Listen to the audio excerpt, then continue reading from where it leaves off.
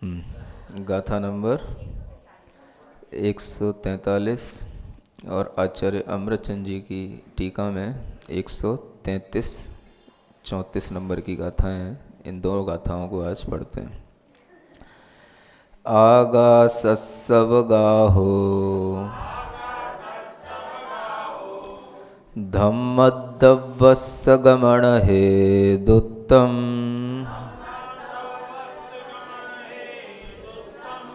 धम्मे दरदवस्सदु पुड़ो पुड़ो ठाण कर गुड़ो पुड़ो ठाण कारणदा।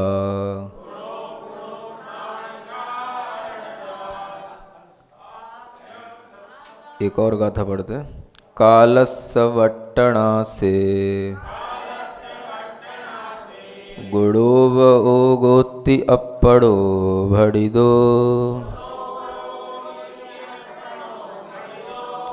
नेया संख्ये वादो गुणाहि मुत्तिपहीणाणम्।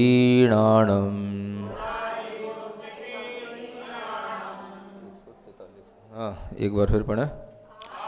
आगा सत्सव गाहो धम्मद्दवस्स गमन हे दुत्तम धम्मे दरदवस्सदु गुड़ो पुड़ो ठाण कारणदा।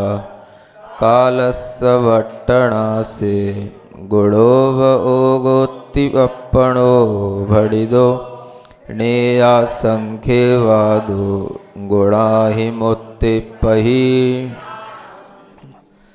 अब यहाँ पर जो अन्य और भी अमूर्त द्रव्य हैं उनकी भी चर्चा की जाती है और उनके गुणों का भी वर्णन किया जा रहा है।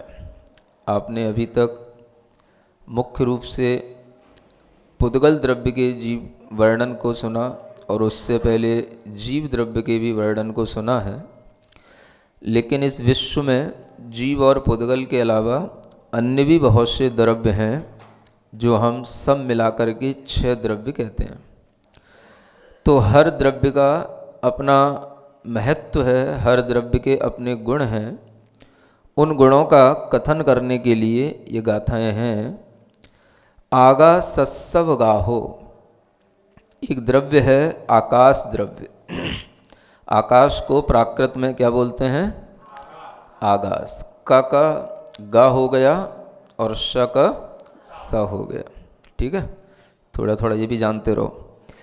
आगा सत्स, ये विभक्ति लग गई उसमें, षष्ठी विभक्ति।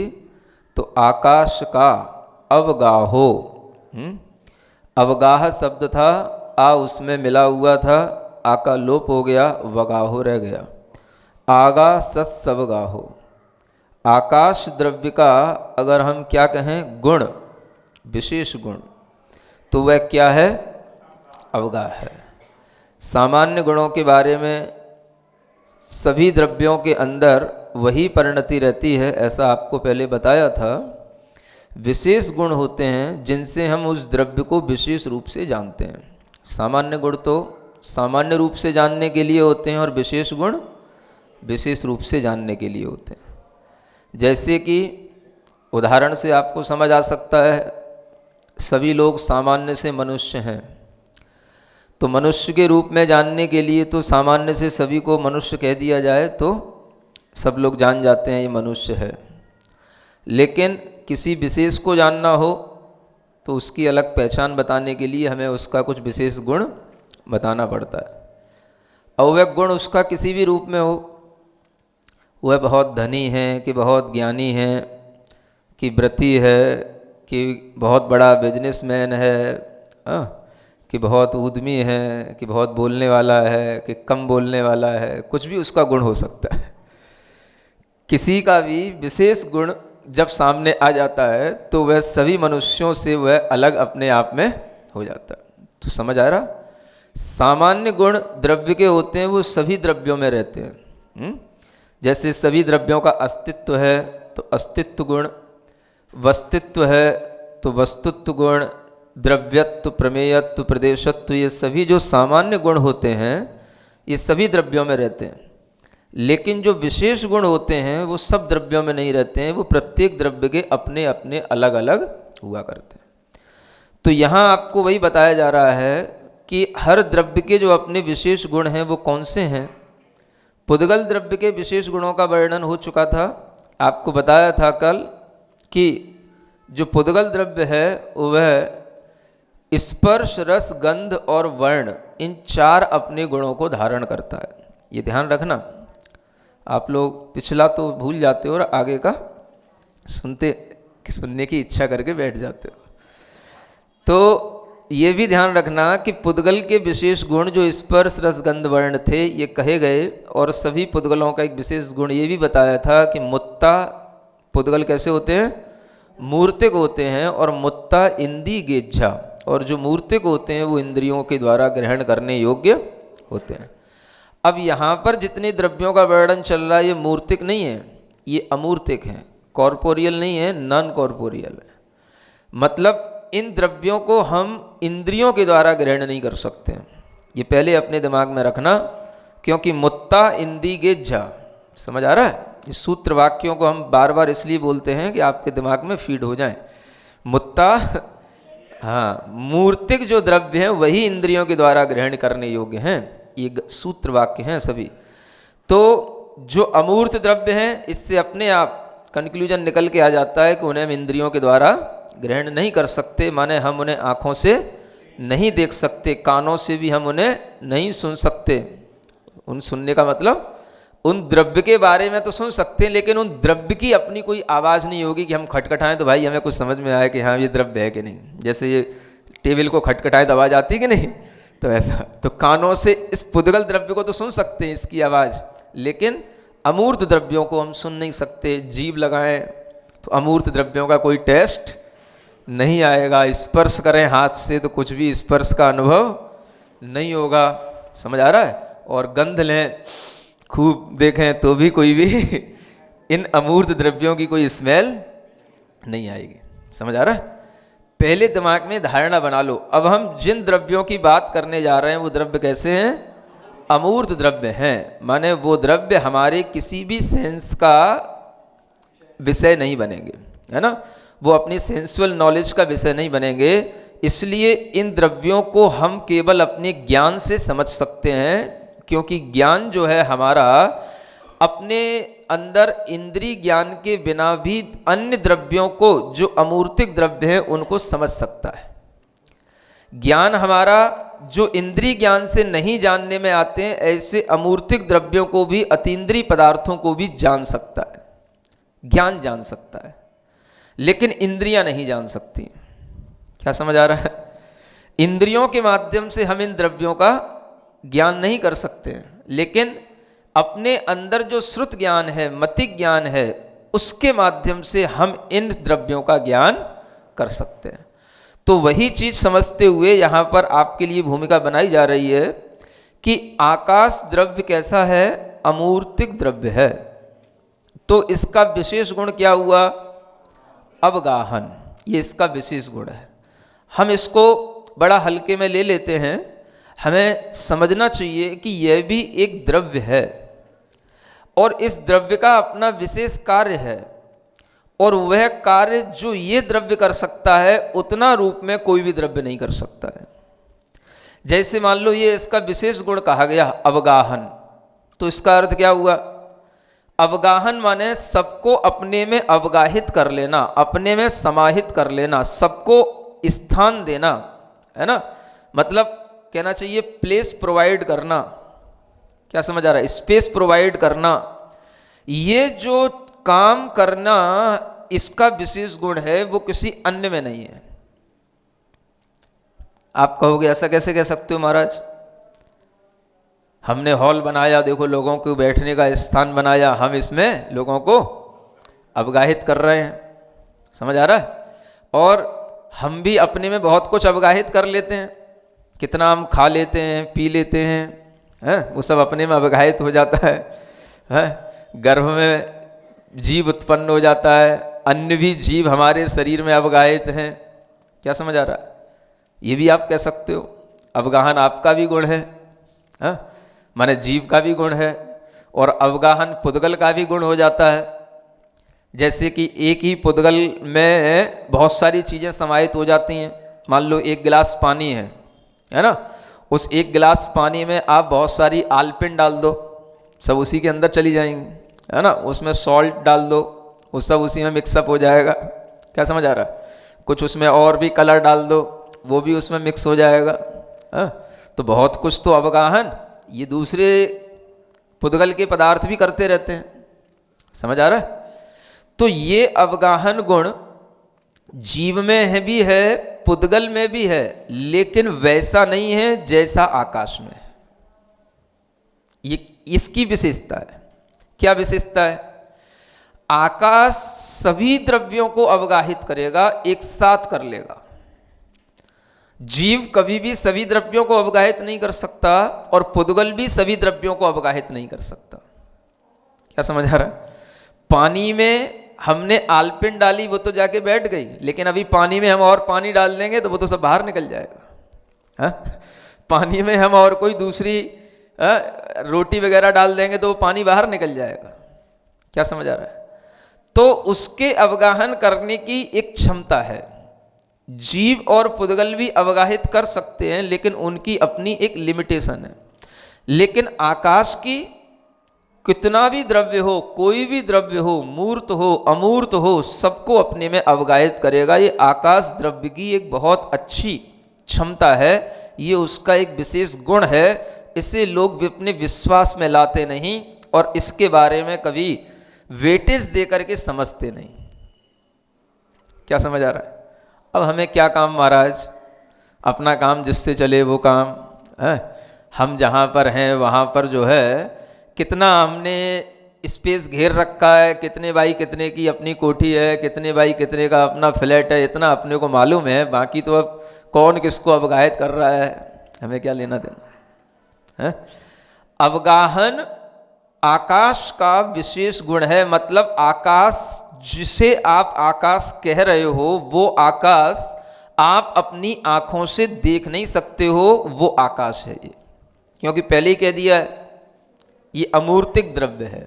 समझ आ रहा है? अब आप कहोगे महाराज ये आकाश, ही तो हम कहते हैं आकाश, ये खुला हुआ आकाश दिख रहा है। अब तो आप अपनी आंखों से आकाश देख रहे हो, और हम यहाँ क्या कह रहे हैं, आप आकाश द्रव्य को देख नहीं सकते हो, क्योंकि आकाश द्रव्य कैसा है? अमूर्तिक है। अब बताओ, आप सही हो कि हम बोल रहे हैं वो सही है? ये तो भक्ति में कह रहे हो कि आप सही समझने की कोशिश करो कि आप जो समझ रहे हो उस समझ में और हम जो बता रहे हो उस समझ में कितना डिफरेंस आ रहा है। हाँ? तो वो डिफरेंस किस बात का आ रहा है कि हमने अभी तक जो नॉलेज गेन की है वो तो अपनी एक लौकिक सुनते सुनाते, है ना, कि भाई ये खाली द्रव्य है, ये खाली स्थान है, ये आकाश है ना। ऊपर देखो, आकाश में देखो, है ना। तो जैसे कहीं आकाश आपको दिखाई दे रहा है, फिर उसके अंदर आपको देखना है, आकाश में देखो। क्या समझ आ रहा है? वो देखो आकाश में उड़ रही पतंग। क्या समझ आ रहा है? आकाश में उड़ रही है पतंग। तो आकाश में उड़ रही है का मतलब क्या हो गया? आपके लिए वो आकाश मतलब एक खाली स्थान। समझ आ रहा है? और यहां जो आकाश बताया जा रहा है वो आकाश एक अलग सब्सटेंस है, एक अलग जो है वो द्रव्य है, और वह द्रव्य हमको दिखाई नहीं देगा क्योंकि अमूर्तिक है। और उसका काम है सभी द्रव्यों को अपने में अवगाहित करना, माने सबको स्थान देना, सबको जो है अवकाश देना, ये उसका काम है। तो आकाश द्रव्य का काम उसके गुण के माध्यम से जानने में आता है, और वह आकाश द्रव्य जो अमूर्तिक है, हमारी आंखों से दिखाई नहीं देता है, उसको हम केवल अपनी श्रद्धा से, अपने ज्ञान से ही जान सकते हैं। फिर ये क्या हुआ जो आप कहते हो? तो ये आपकी अपनी लौकिक पद्धति के अनुसार कहने वाला आकाश है, जिसे हम कहते हैं दूर दूर तक जो खाली स्थान दिखाई दे रहा है वो सब क्या है? आकाश है। वस्तुतः जो दिखाई देता है वो कभी आकाश दिखाई नहीं देता, आपको वहीं तक दिखाई देगा जहां तक कुछ ना कुछ आपको लाइट आ रही होगी। समझ आ रहा है? और जिसके आगे लाइट आना बंद हो जाएगी फिर वो आपके लिए एक अंधकार हो जाएगा, फिर उसमें आपको कुछ नहीं दिखेगा कि अंधकार के बाद क्या है या अंधकार में क्या है। और आपको यहां भी जो दिखाई दे रहा है वो आकाश दिखाई नहीं दे रहा है, क्या दिखाई दे रहा है? ये प्रकाश दिखाई दे रहा है आपको। क्या सुन रहे हो? अगर यहां पर आकाश दिखाई देता तो प्रकाश चले जाने के बाद में क्या हो जाता है? यहां अंधकार। फिर क्या दिखाई देता है? अंधकार।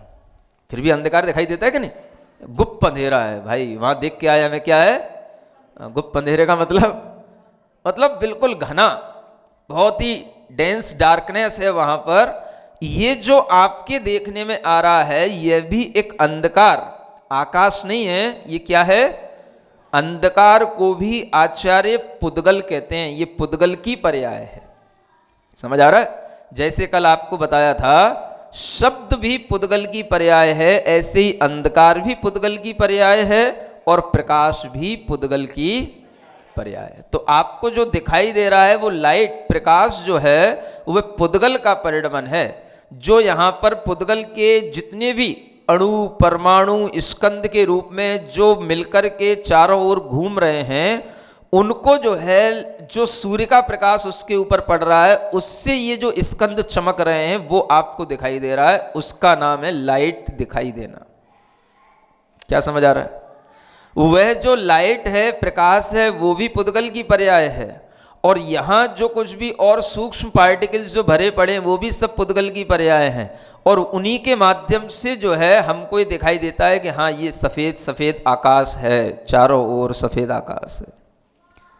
ऊपर देखोगे तो कहोगे नीला नीला आकाश है, हाँ, स्काई इज ब्लू। समझ आ रहा है? पहले से बचपन से ही पढ़ाते हैं बच्चों को, बेटा आकाश कैसा होता है? नीला होता है। अब नीला हो गया तो क्या हो गया? कलर हो गया।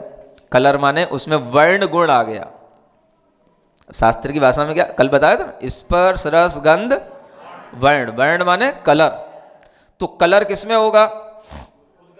पुद्गल में। समझ आ रहा है? जो भी मैटर वाला पदार्थ होगा वो पौद्गलिक पदार्थ ही बस कलरफुल होगा, चाहे उसका कलर दिखे या न दिखे, लेकिन कलर होगा तो किस में होगा? पुद्गल में होगा। तो जब हमने ये डिसाइड कर लिया कि कलर जो है वो पुद्गल की क्वालिटी है, किसकी है? पुद्गल की, मैटर की क्वालिटी है, तो अब हम ये कैसे कहें कि आकाश नीला है? आकाश नीला नहीं है। आकाश के साथ जुड़ा हुआ हमें जो पुद्गल दिखाई दे रहा है वो हमें अपनी यहाँ पर आई साइट से वो पुद्गल वो हमें नीला नीला दिखाई देता है। तो आकाश के लिए कहना पड़ता है कि आकाश नीला है। वस्तुतः आकाश का कोई रंग नहीं होता है। समझ आ रहा है? तो क्या बोलोगे? Sky is blue. अब ये तो बचपन की बात हो गई है। अब क्या करना? स्काई इज कलरलेस, टेस्टलेस और स्मेललेस, टचलेस। समझ आ रहा है? ये ध्यान में रहेगा तब आप समझ पाओगे कि आकाश द्रव्य अमूर्त द्रव्य है। लोग जिंदगी हो जाती है समझ ही नहीं पाते हैं मूर्त का मतलब क्या, अमूर्त का मतलब क्या। समझ आ रहा? अजीब होने के बावजूद भी अजीब द्रव्य अलग बात हो गई और अमूर्त द्रव्य अलग बात हो गई। एक ये भी बात ध्यान रखना। अजीब का मतलब जिसमें जीव नहीं, चेतना नहीं, जो ज्ञान रूप दर्शन रूप नहीं, वो तो सब हो गया अजीब। लेकिन अजीव भी दो प्रकार का हो जाता है, एक मूर्त अजीब और एक अमूर्त अजीब। तो जो पुद्गल है वो अजीव भी है लेकिन मूर्त है, और ये जो हम आकाश द्रव्य आदि बताने जा रहे हैं ये भी अजीब हैं लेकिन ये कैसे हैं? अमूर्त हैं। ये ध्यान रखना। तो ये आकाश द्रव्य का ये सबसे बड़ा गुण है अवगाह। इसे हल्के में नहीं लो। समझो कि दुनिया में विश्व के अंदर जितने भी द्रव्य हैं उन सबको ये स्थान दे रहा है, अवगाहित कर रहा है। चाहे सूक्ष्म द्रव्य हो, चाहे स्थूल हो, चाहे मूर्त हो, चाहे अमूर्त हो, हर द्रव्य को अवकाश देना, स्पेस देना, ये किसका काम है? आकाश द्रव्य का काम है। तो आप जिसे आकाश समझते हो वो अलग है, और ये जो हमें जैन दर्शन में, जैन आगम में आकाश बताया जा रहा है वो अलग है। समझ आ रहा है? आप तो अपनी मोटी बुद्धि से जैसा देखते हो वैसा कह देते हो, लेकिन एक्चुअली कोई चीज है तो वो किस रूप में है वो हमें आगम से समझ में आती है। तो ये जो आकाश द्रव्य है ये केवल इतना ही नहीं है जितना हमें दिखाई दे रहा है, आकाश अनंत के रूप में फैला हुआ है। समझ आ रहा है? आकाश की जो लंबाई चौड़ाई ऊंचाई उसका जो फैलाव है वह अनंत तक जाता है, लोक के अंदर भी है और लोक के बाहर भी है। जो लोक के अंदर का आकाश हो जाता है उसे कहा जाता है लोकाकाश। उसे क्या बोलते हैं?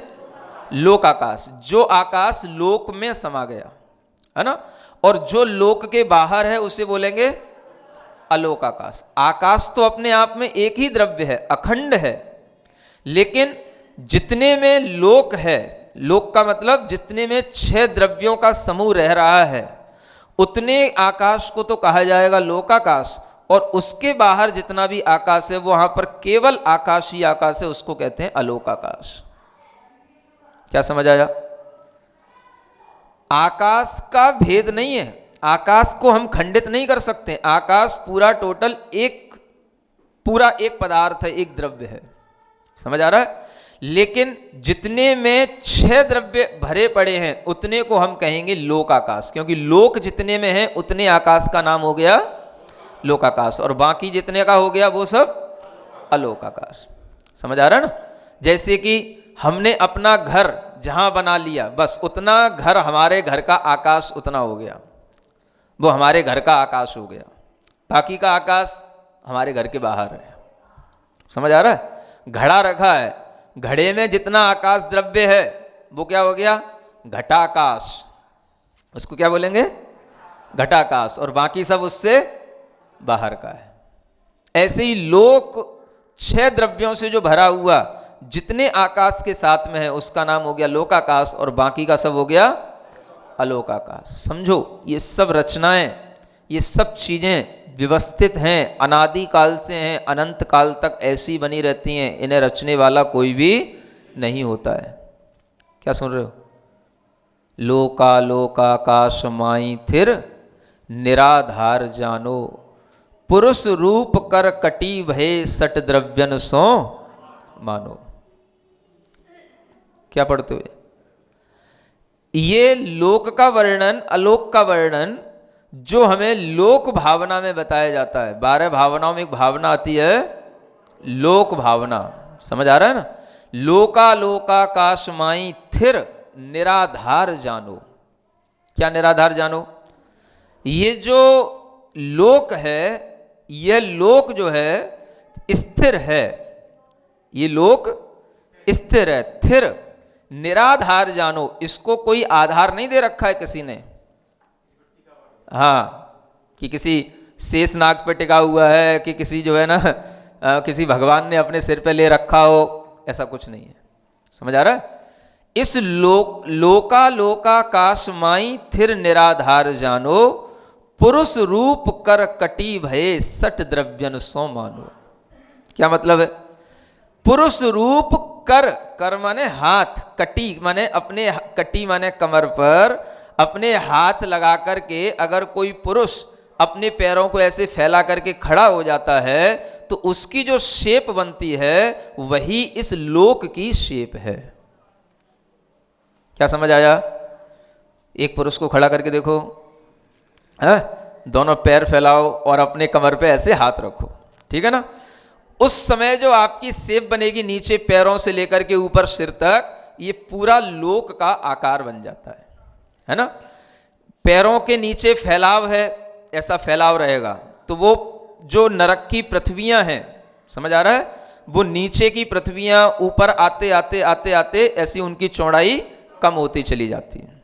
समझ आ रहा है? नीचे 7 राजू उनका फैलाव रहता है, ऊपर आते आते 1 राजू रह जाता है कमर के पास, और वही कमर पर, वहीं पर जो है, जो नाभि है उसे समझना सुमेरु पर्वत। समझ आ रहा है? और उसी नाभि को, उस नाभि के चारों ओर जितनी तुम्हारी कमर का घेरा हो उसे समझना मध्यलोक। वो क्या हो गया? मध्यलोक। समझ आ रहा है? जो 1 राजू प्रमाण विस्तार को लिए हुए होता है, इसमें असंख्यात द्वीप समुद्र इसके अंदर घूम रहे हैं, और फिर इसी मध्यलोक से हम ऊपर चलते हैं तो फिर जहां पर ये हम ऐसे करेंगे 5 राजू, ये यहां पर इसकी चौड़ाई फिर बढ़ जाएगी जब हम ऐसे करेंगे ना कमर पे हाथ रख के। हाँ, तो जब कमर से ऊपर आगे बढ़ेंगे तो जहां पर इसकी ऊंचाई जाकर के 5 राजू फिर हो जाएगी। ये हो गया ब्रह्मलोक, स्वर्ग का, जिसे हम कहते हैं सौधर्म, ऐसान, सानत कुमार, माहिंद, ब्रह्म, ब्रह्मोत्तर। समझ आ रहा ना, माने 5वां स्वर्ग जहां आ जाता है वहां पर ये ऐसी 5 राजू की ऊंचाई बढ़ जाती है। फिर ये घटता घटता फिर चला जाता है और जाकर के लोक के अग्रभाग पर ये 1 राजू हो जाता है। बीच में 9 ग्रैवेक आते हैं। समझ आ रहा है, गर्दन के प्रतीक हैं वो 9 ग्रैवेक, 3 की 3 लाइनें अपनी गर्दन पे जैसे समझना, ऐसे वो 9 ग्रैवेक हैं। फिर उसके बाद 9 अनुदिश हैं और उसके ऊपर 5 अनुत्तर विमान और उसके बाद में सबसे ऊपर सिद्ध लोक, जिसे हम कहते हैं लोक का अग्रभाग। ये सिद्ध लोक हो गया, माने ये पूरा का पूरा लोक का आकार बन गया। बस इसके ऊपर अब कोई जीव नहीं, अजीव नहीं, कुछ नहीं, केवल आकाश ही आकाश है, उसको कहेंगे अलोकाकाश। क्या समझ आया? अपने हाथों को कमर पे रख के खड़े हो जाओ और पूरे लोक का चिंतन करो। है लोका लोकाकाश माई थिर निराधार जानो, कोई इसका आधार नहीं है, अपने आप स्वयं में प्रतिष्ठित है, स्वयं बना हुआ है, स्थिर है, कोई भी इसको चलायमान कर नहीं सकता है, कोई भी इसको नष्ट करना चाहे तो कर नहीं सकता है। कोई भी भगवान इसको जब नष्ट नहीं करता तो बना भी नहीं सकता, क्योंकि ये अनादि निधन है। पुरुष रूप कर कटी भये 60 द्रव्यन सो मानो। अब इसमें क्या भरा हुआ है? 6 द्रव्य इसके अंदर भरे पड़े हैं। अनंत जीव हैं, अनंतानंत पुद्गल हैं, है ना। धर्म द्रव्य भी इसी के अंदर आएगा, अधर्म द्रव्य भी जो आगे बताए जाने वाला है, आकाश द्रव्य भी है और काल द्रव्य भी है। सब 6 द्रव्यों से भरा हुआ ये पूरा का पूरा लोक है। समझ आ रहा है?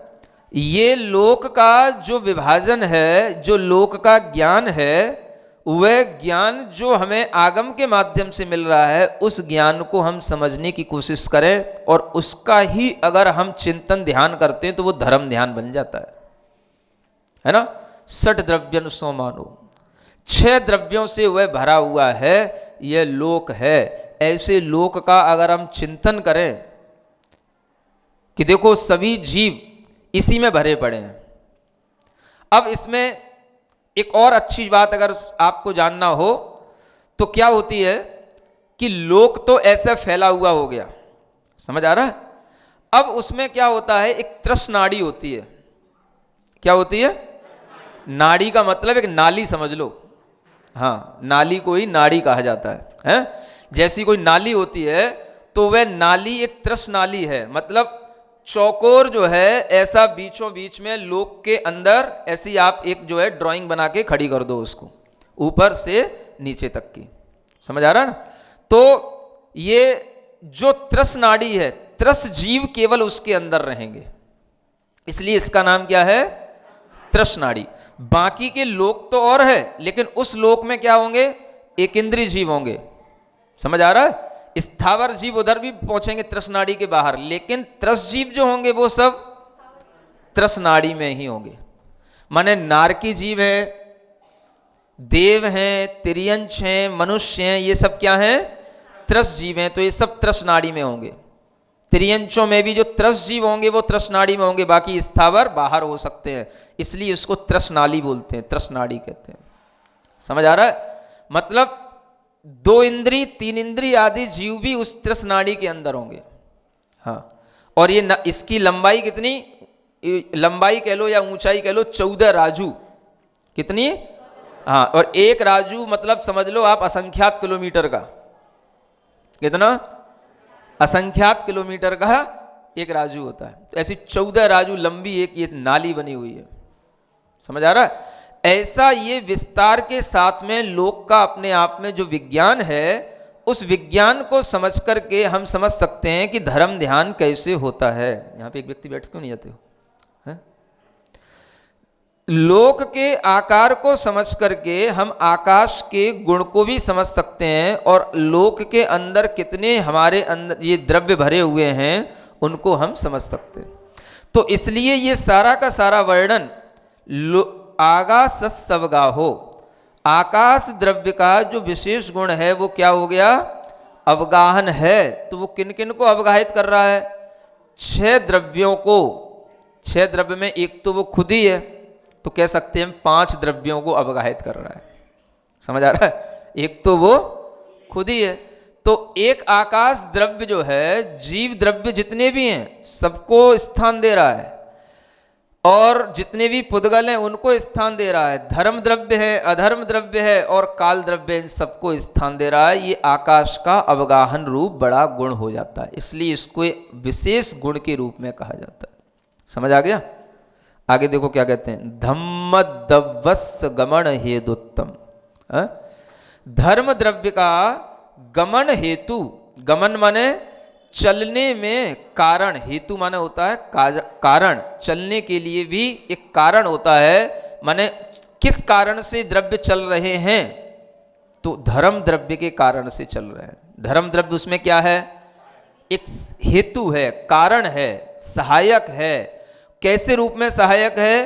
तो आचार्य कहते हैं ये चलता नहीं है, लेकिन चलने वाले जीवों के लिए सहायता के रूप में खड़ा रहता है। खड़ा रहने का मतलब पूरे लोक के अंदर ये धर्म द्रव्य फैला हुआ है, ये भी एक अखंड द्रव्य है। समझ आ रहा है? इसको हम कहीं से कट नहीं कर सकते हैं। एक अखंड द्रव्य, अखंड का मतलब भी समझना, मतलब अपने आप में पूरा एक द्रव्य। जैसे पुद्गल द्रव्य है, ये अखंड द्रव्य नहीं है, इसको हम तोड़ सकते हैं। समझ आ रहा है? इसको तब तक तोड़ सकते हैं जब तक कि इसका लास्ट पार्टिकल एटम के रूप में न बन जाए, तो ये अखंड नहीं कहलाएगा। जीव द्रव्य है, जीव द्रव्य अपने आप में पूरा एक अखंड द्रव्य होता है, उस द्रव्य को हम तोड़ नहीं सकते हैं, उसके किसी भी प्रदेश को हम कम नहीं कर सकते हैं। ऐसे ही ये धर्म द्रव्य है, पूरे लोक में फैला हुआ है, एक अखंड द्रव्य होता है। वो सब बातें बाद की, पहले जो बताया जा रहा है उसको समझो। छिपकली की पूछे बाद की, जो वो सब पुद्गल द्रव्य है। समझ आ रहा है? आकाश द्रव्य अखंड द्रव्य है, जीव द्रव्य अखंड द्रव्य है। उस द्रव्य के जो प्रदेश हैं वो कभी भी टूटते नहीं हैं, है ना? कभी भी जो है उन प्रदेशों को हम अलग नहीं कर सकते हैं। अगर वह किसी कारणवश थोड़ा सा फैलते हैं तो ये उस जीव का स्वभाव है। जीव के प्रदेशों का फैल जाना, संकोच विस्तार हो जाना, ये जीव के आत्मा के प्रदेशों का स्वभाव होता है। इसी स्वभाव के कारण से वह जीव छोटे शरीर में छोटे रूप में और बड़े शरीर में बड़े रूप में फैला रहता है। तो ये अलग चीज हो गई, लेकिन समझने की बात यह है कि धर्म द्रव्य को हम कभी भी किसी भी रूप में तोड़ नहीं सकते और कोई भी उसके लिए बाधा नहीं पहुंचा सकता, क्योंकि वो अमूर्त द्रव्य है, एक अखंड द्रव्य है, प्योर द्रव्य है। ये जितने भी अमूर्त द्रव्य बताए जा रहे हैं ये सब प्योर हैं, शुद्ध हैं। शुद्ध का मतलब ये अपनी जिस ओरिजिनल फॉर्म में रह रहे हैं वैसे ही रहेंगे।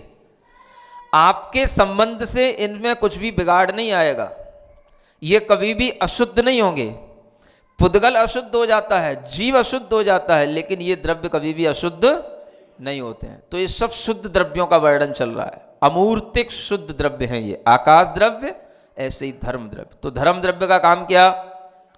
अब वो जो धर्म द्रव्य पूरे आकाश में, लोकाकाश में फैला हुआ है, वह लोकाकाश में जितने भी द्रव्य जो चलने का काम करेंगे, एक साथ सभी द्रव्य चलेंगे तो सभी द्रव्यों को एक साथ चलने में सहायक होगा।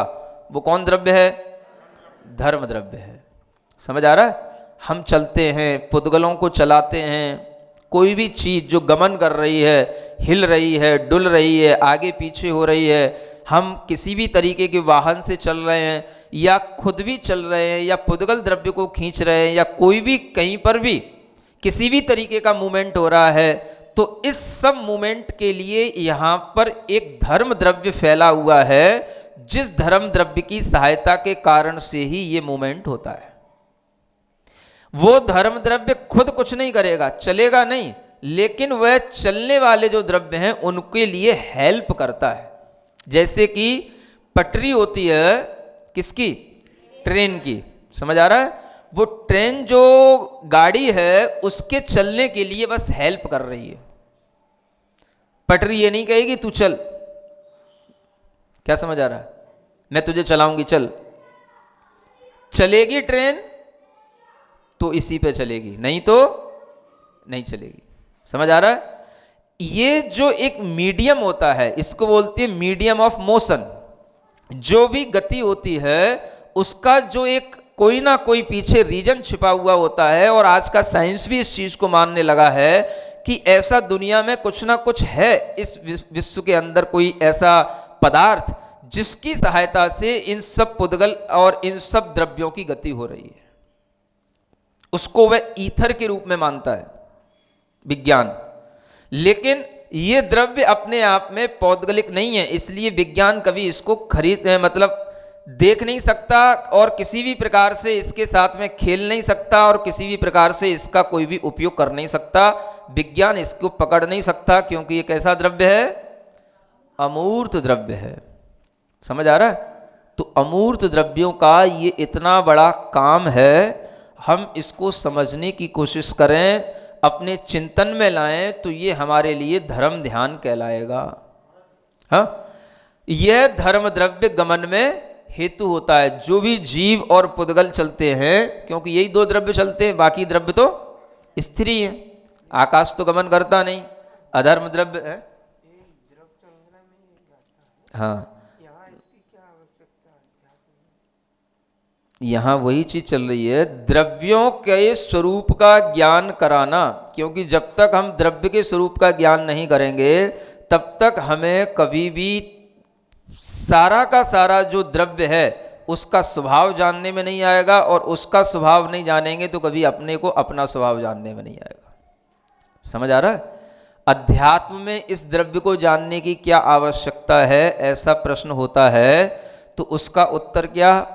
तो उसका उत्तर यह है, जब हम अपने स्वभाव को जानते हैं तो हमें दूसरे के भी स्वभाव को जानना पड़ता है। और जब हम ये जान लेंगे कि ये स्वभाव केवल हमारे ही अंदर है, दूसरे द्रव्य में नहीं है, तब हमें अपने स्वभाव से रुचि होगी। समझ आ रहा है? अभी तो हम दूसरे द्रव्यों को स्वभाव भी जाने, अपना स्वभाव तो हम बहुत दिनों से सुनते आए हैं। हम तो ज्ञाता दृष्टा हैं, चेतना लक्षण वाले हैं, जीव हैं। समझ आ रहा है? तो दूसरे भी क्या हैं, उनके स्वभाव को भी जाने। तब आपको लगेगा कि इतने द्रव्यों में काम का कोई द्रव्य है तो कौन सा है? अपना ही आत्म द्रव्य है। समझ आ रहा है? इन द्रव्यों में काम का अगर कुछ है तो वो क्या है? वो केवल अपना ही आत्म द्रव्य है, क्योंकि वही तो जान रहा है, वही तो देख रहा है। अगर वही नहीं हो तो कौन इन द्रव्यों को जानेगा और कौन इन द्रव्यों को देखेगा? तो आकाश द्रव्य, धर्म द्रव्य, ये सभी अमूर्त हैं, सभी शुद्ध हैं, और इन सबकी अपनी अपनी एक अलग अलग स्पेसिफिक क्वालिटी है। उसको जान करके हम ये जान सकते हैं कि जीव की जो क्वालिटी है वो इन द्रव्यों में नहीं है, और इन द्रव्यों में जो है वो जीव में नहीं है। लेकिन सबसे ज़्यादा अगर कोई क्वालिटेटिव चीज है तो वह अपना जीव आत्म द्रव्य ही है। समझ आ रहा है? ये इन द्रव्यों के ज्ञान से अपने अंदर ज्ञान आने लग जाता है। धम्मे दर दव्वस्सदु, धम्मे दर माने धर्म से इतर, इतर माने होता उल्टा, माने धर्म का उल्टा करेंगे तो क्या हो जाएगा? अधर्म। तो अधर्म द्रव्य का गुण पुनः क्या है? ठाण कारणदा। ठाण माने स्थान में कारण बन जाना। कोई भी द्रव्य कहीं पर रुक गया, ठहर गया, हम बैठ गए, उसकी वेलोसिटी शून्य हो गई, उसका मूवमेंट रुक गया, तो ये किस कारण से हो गया? उसमें अधर्म द्रव्य उसके लिए हेल्पर बन गया, है ना? ये अधर्म द्रव्य का काम हो गया। तो ये भी अधर्म द्रव्य धर्म द्रव्य के साथ ही पूरे लोकाकाश में फैला हुआ है। ये वो धर्म और अधर्म नहीं है जो आप करते रहते हो, है ना, बोलते रहते हो कि भाई धर्म करना है, अधर्म हो रहा है ना। ये धर्म अधर्म नहीं है, ये द्रव्य माने एक पदार्थ है, सूक्ष्म है द्रव्य, जो इन इन गुणों के साथ में पूरे लोकाकाश में फैला है, और इसके माध्यम से ये जीव और पुद्गलों के साथ ये गति और स्थिति का हेतुपना बनता रहता है। कालस्य वट्टणा थे, क्या लिखा है? वट्टणा से। अब एक द्रव्य है काल द्रव्य, कितने हो गए?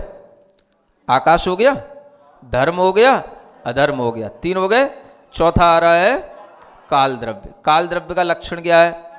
वट्टणा, वट्टड़ा का मतलब होता है वर्तन। वर्तन माने आपके बर्तन नहीं, वो बर्तन है, उसमें बा बनेगा बकरी वाला। समझ में आ रहा है? ये वा यरा ला वा वाला है ना।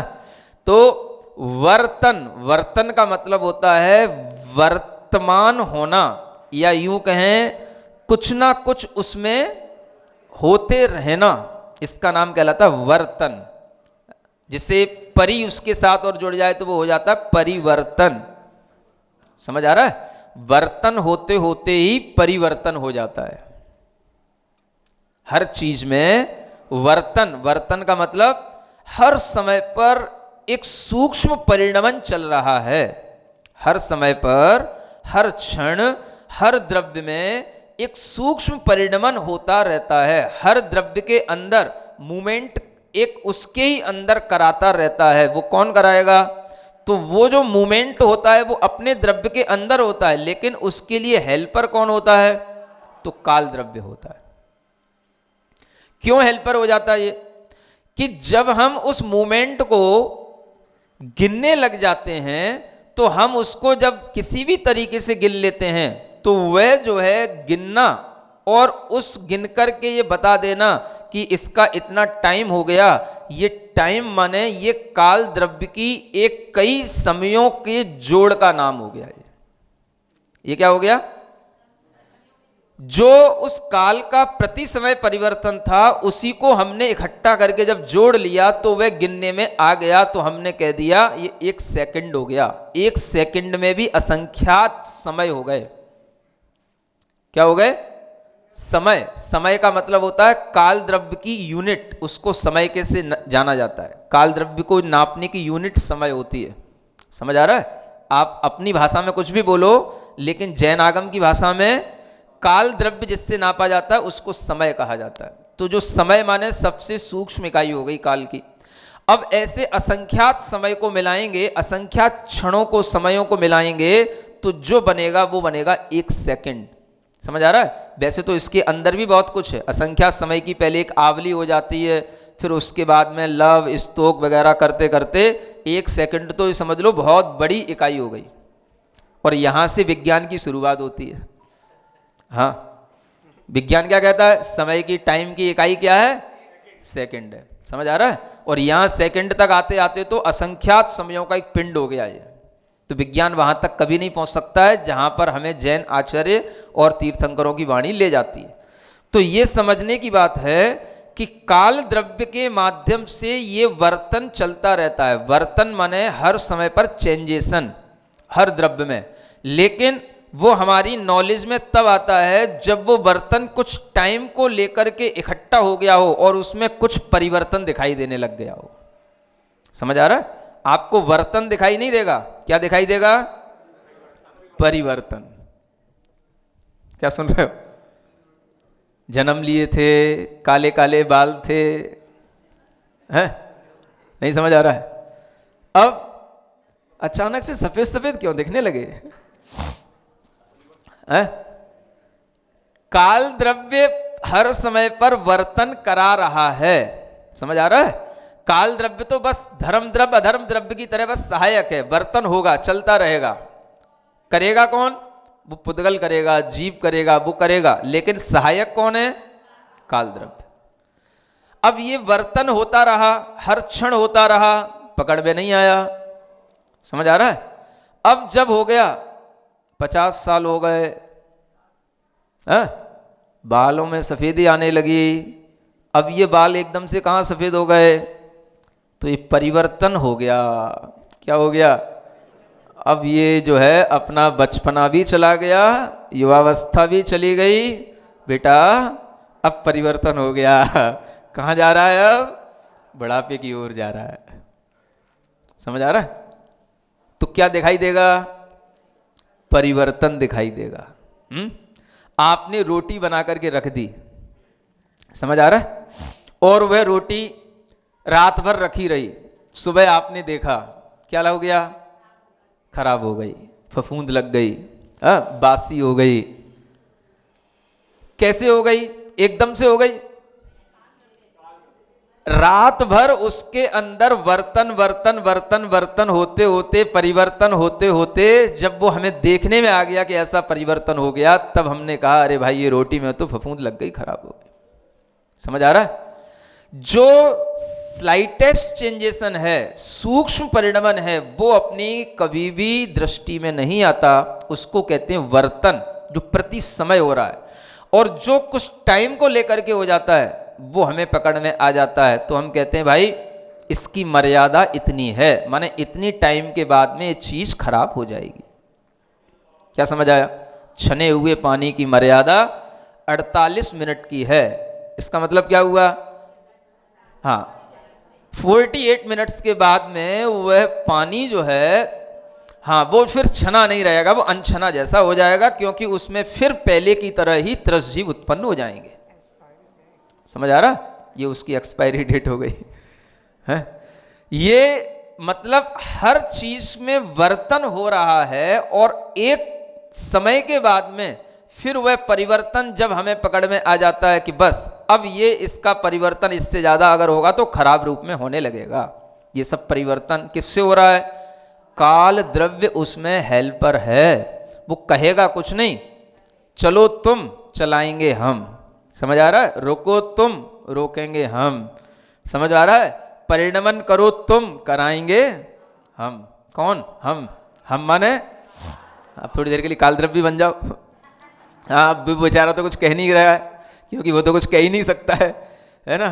तो आप ही कुछ कह लो। हम कहने का मतलब उसकी भी अहमियत को समझो, ये कहने का मतलब है।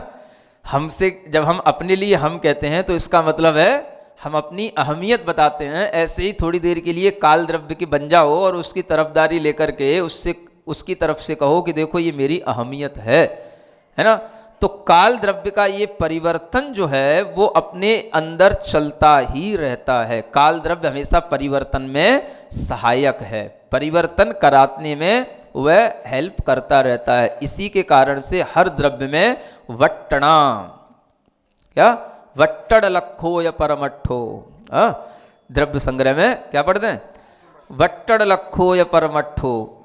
परमट्ठो माने ये परमार्थ भूत निश्चय काल द्रव्य कहा जाता है, जो वर्तना लक्षण वाला है, और जिसको हमने गिन लिया भाई 1 सेकंड हो गया, 1 घंटा हो गया, 1 दिन हो गया, 1 वर्ष हो गई। समझ आ रहा है? असंख्यात वर्ष हो गए। ये जो हम गिन रहे हैं ये सब व्यवहार काल कहलाता है। इसको क्या बोलेंगे? व्यवहार काल। जो व्यवहार में हमारे लिए उपयोग में आ रहा है वो हो गया व्यवहार काल। और जो वास्तव में काल द्रव्य है, जिसका काम केवल प्रति समय परिणमन बताना है, वो है निश्चय काल। तो वो काल क्या है? ये इसी लोकाकाश में फैले हुए एक एक पार्टिकल की तरह, परमाणु की तरह एक एक काल द्रव्य है, इसलिए इनको काल अणु कहा जाता है। इनके साथ क्या शब्द जोड़ा जाता है? कालाणु। अणु की तरह होते हैं। अब ये देखो, धर्म द्रव्य तो एक पूरा अखंड द्रव्य है, असंख्यात प्रदेश वाला है। कितने प्रदेश वाला है? अधर्म द्रव्य के भी असंख्यात प्रदेश हैं, लेकिन काल द्रव्य एक प्रदेश वाला है, क्योंकि वो अणु रूप में रहता है और पूरे लोक में एक एक अणु के रूप में फैला हुआ है। एक अलग द्रव्य है, कालाणु एक अलग द्रव्य हो गया, दूसरा कालाणु अलग द्रव्य हो गया, तीसरा कालाणु अलग द्रव्य हो गया। ये कालाणु कहलाते हैं। क्या समझ आया? काल द्रव्य एक नहीं है, अनेक हैं, असंख्यात हैं, लेकिन धर्म द्रव्य एक है। धर्म द्रव्य एक है, उसके प्रदेश असंख्यात है। जैसे जीव आत्मा एक है, उसके प्रदेश असंख्यात हैं। ऐसे इन द्रव्यों के ज्ञान जब हमें होते हैं तब हमें समझ आता है कि हर द्रव्य की संख्या क्या और उनके प्रदेश क्या। ठीक है? हो रहा है कि नहीं? कुछ हो रहा है? हो रहा है? चलो धीरे धीरे होता रहेगा, है ना? अगर नहीं भी हुआ हो तो अभी तो कहीं गए नहीं है, अभी तो सुना ही रहे हैं। ठीक है? गुड़ो वोगोत्ती अपड़ो भड़दो, है ना? अब इसके साथ ही अपड़ो माने आत्मा का है। आत्मा का गुण क्या है? गुणो उब ओगो। आत्मा का गुण क्या है? आत्मा की विशेष क्वालिटी क्या है? उपयोग। समझ आ रहा है? उपयोग।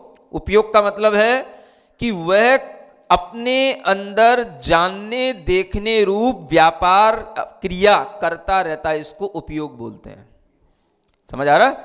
आत्मा है तो क्या करेगा? जानेगा, देखेगा। जानने देखने रूप क्रिया किसके अंदर होगी? आत्मा के अंदर होगी। देखो, इसको अमूर्त द्रव्यों के साथ इसको यहां बताया जा रहा है, मतलब रियलिटी में आत्मा कैसा है? अमूर्त है। समझ आ रहा है?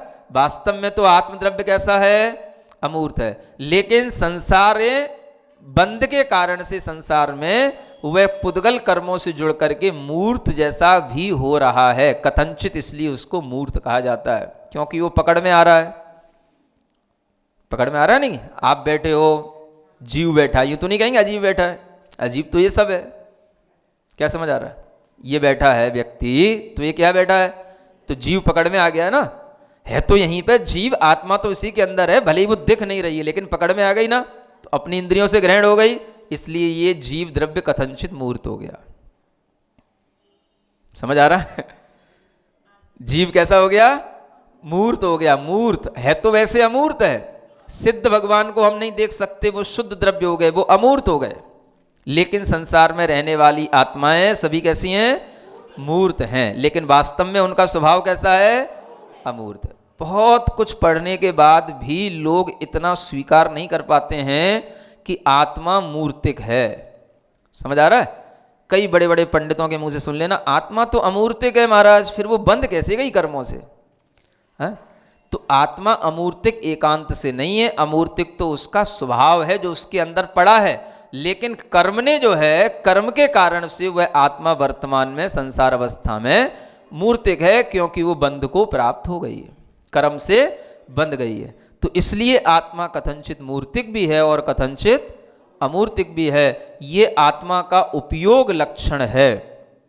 सबसे बड़ा कैरेक्टरिस्टिक आत्मा का क्या है? उपयोग। उपयोग माने ज्ञानोपयोग, दर्शनोपयोग। क्या बोलते हैं इसको? हाँ, ज्ञान में उपयोग चलता रहना, बस ज्ञान का उपयोग करता है आत्मा और दर्शन का उपयोग करता है। ये मुख्य इसके दो परिणमन है, क्योंकि ये चीजें आपको ऊपर के किन्हीं द्रव्यों में नहीं मिलेंगी। पुद्गल द्रव्य में ज्ञानोपयोग है, क्या समझ आ रहा है? नहीं है? रोबोट बनने लगा, रोबोट। हाँ हाँ, उस रोबोट से मतलब जो एक आदमी क्या 1000 आदमी काम नहीं कर पाए, वो एक रोबोट काम कर लेता है। हाँ, किस चीज़ को किस में मिलाना है, किस चीज़ को कहाँ पहुँचाना है, किसकी कैसी काउंटिंग करना है, किसको कैसे जो है हटाना है, सब काम आदमी जैसे करता है, वैसे वो बैठा बैठा आदमी की शक्ल में हाथ पैर मारता रहता है। क्या हो गया? वो जीव है कि अजीब है? अरे तुम लोग पढ़ लिख करके वहीं रहोगे। हैं? क्या है वो? जीव है कि अजीब है? देखो, अजीब कह रहे हैं।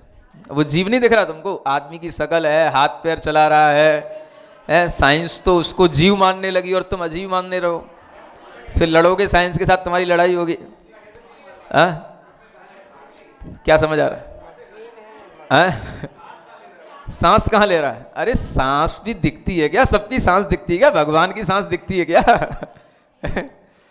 सांस नहीं ले रहा है तो भी उसमें सांस तो है, जीवन है, तभी तो उतना माइंड तुम्हारे पास नहीं, उसके पास है। और माइंड कहाँ होता है? जानना। तुम्हारे ही शास्त्र में लिखा हुआ है, साइंस तुमसे कहेगा कि जानना, ये नॉलेज कहाँ होती है? जीव में होती है, और ये नॉलेज उसके अंदर पड़ी हुई है। समझ आ रहा है? हाँ, तो समझ लो आप, कोई भी नॉलेज किसी भी आत्मा के अलावा और कहीं रह नहीं सकती है। समझ आ रहा है?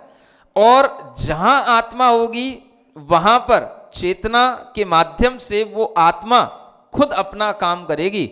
लेकिन रोबोट या कोई भी मशीन जब हम तैयार कर लेते हैं तो उस मशीन के अंदर अपनी कोई ज्ञान चेतना, दर्शन चेतना नहीं होती, अपना ज्ञान दर्शन का उपयोग नहीं होता।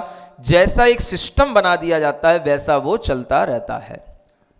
मशीन जो है एक जिस तरीके से तैयार हो जाती है और वैसा काम करती रहती है ऑटोमेटिकली, वैसा जो है उसका परिणाम चलता रहता है। इसलिए ये जो स्पेसिफिक क्वालिटी है किसकी है? वो जानना देखना, ये जीव की है। मतलब उस पुद्गल में भी नहीं है और इन द्रव्यों में तो है ही नहीं।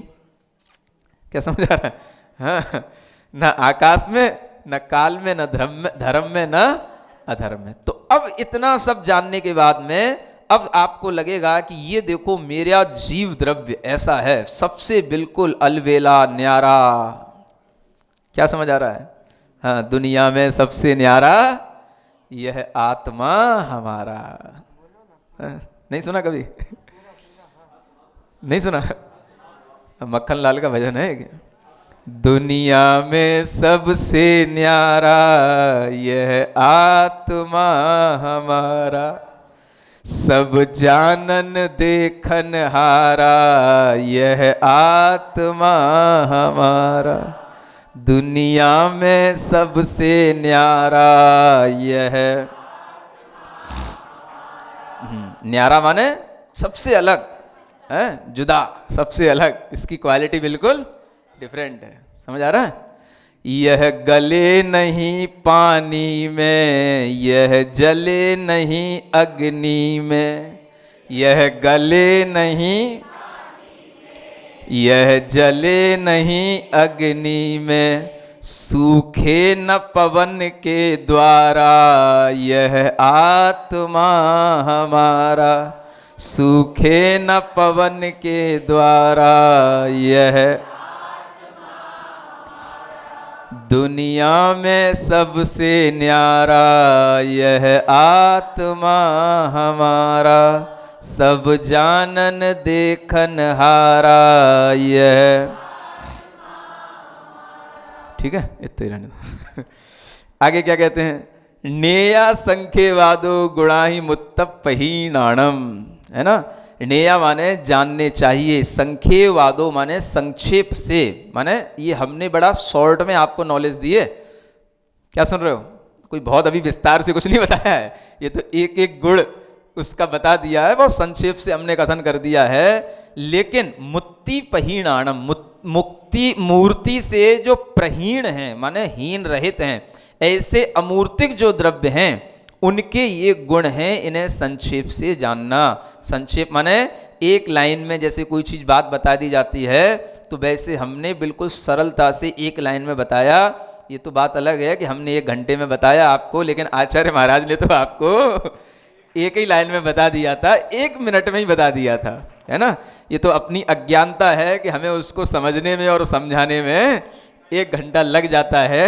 बाकी आचार्य महाराज का ज्ञान देखो कि वो एक बात को 1 मिनट में ही कह करके चुप हो जाते हैं। समझ आ रहा है? अब आपको संक्षेप में समझ में आ जाए तो अच्छी बात है, लेकिन ऐसा लगता है जब अपनी बुद्धि मंद होती है तो संक्षेप से समझ में कुछ आता नहीं है ना? तो वो संक्षेप से समझ में नहीं आता, इसलिए ही विस्तार करना पड़ता है। तो विस्तार से कभी कभी समझ में आ जाता है। तो कुछ लोग विस्तार बुद्धि वाले होते हैं, कुछ लोग संक्षेप बुद्धि वाले होते हैं। ऐसे भी शिष्य अलग अलग तरह के आगम में बताए गए हैं। 3 प्रकार के शिष्य आगम में कहे जाते हैं, एक संक्षेप बुद्धि वाले, एक मध्यम बुद्धि वाले और एक विस्तार बुद्धि वाले। ऐसे 3 प्रकार के शिष्य होते हैं, है ना? अब आप कौन से हो? मध्यम वाले नहीं हो? अगर मान लो इसी का विस्तार हम और करते रहे तो सुनते रहोगे? अरे 2 दिन बाद बोर हो जाओगे, महाराज अब बहुत हो गया है ना? तो मुझे ऐसा लगता है कि हम जो है लगभग एक मध्यम रुचि वाले शिष्य होते हैं, है ना? थोड़ा विस्तार भी पसंद आता है, लेकिन कहीं अगर ज़्यादा हो जाए तो वो भी फिर बोरियत देने लग जाता है ना? तो ऐसा होता है। अगर आप देखेंगे तो विस्तार भी बहुत हो जाता है हर चीज़ का, है ना?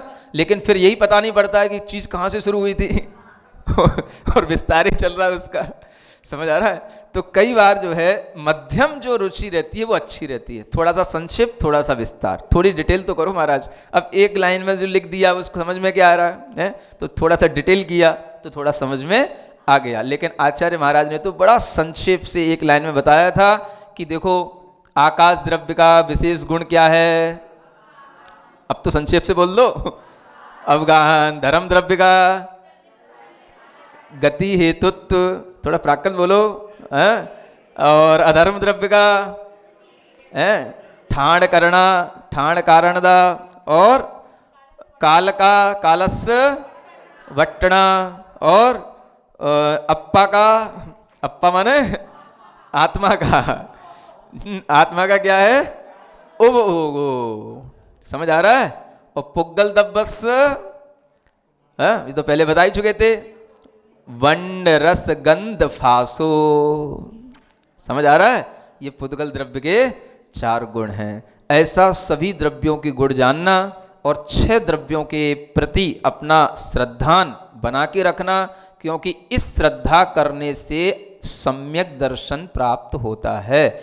6 द्रव्यों का जो ज्ञान लिया, उस ज्ञान पर जब हम बिल्कुल ऐसे ही श्रद्धा करेंगे, हाँ ये ऐसा ही है, तब हमें इस ज्ञान के माध्यम से हमारी श्रद्धा समीचीन हो जाती है, तो हमें सम्यक दर्शन का लाभ होता है। इसलिए 6 द्रव्यों के ज्ञान से सम्यक्त्व की प्राप्ति कही गई है। इतना ही पर्याप्त। अच्छा, उसमें वो पद्यानुवाद पढ़ना बंद कर दी, बताओ। हाँ पढ़ो।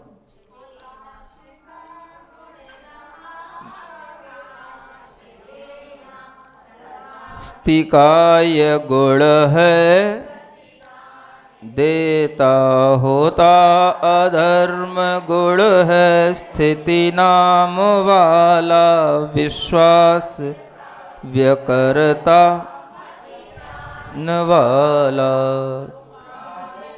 अच्छा एक और, औजीव का समुपयोग रहा लगा है, संक्षेप ये गुण रहे गुण वे ते भाई, अमूर्त उन द्रव्यन के सुहाते। बस।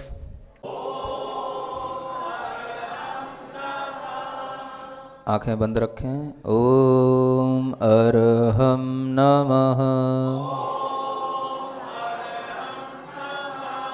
ओम अरहम नमः।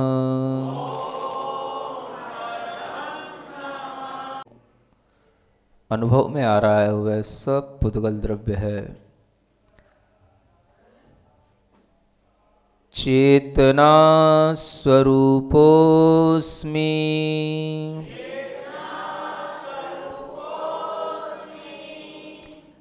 आकाशो नास्मि,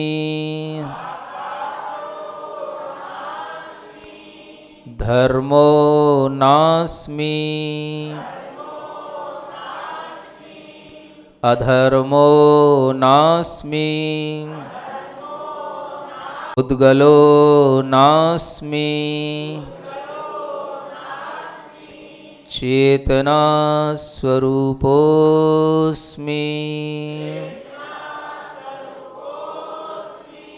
सोऽहम् सोऽहम् सोऽहम् अरहम्। ऊपर रखें। ओम अरहम परम शांति।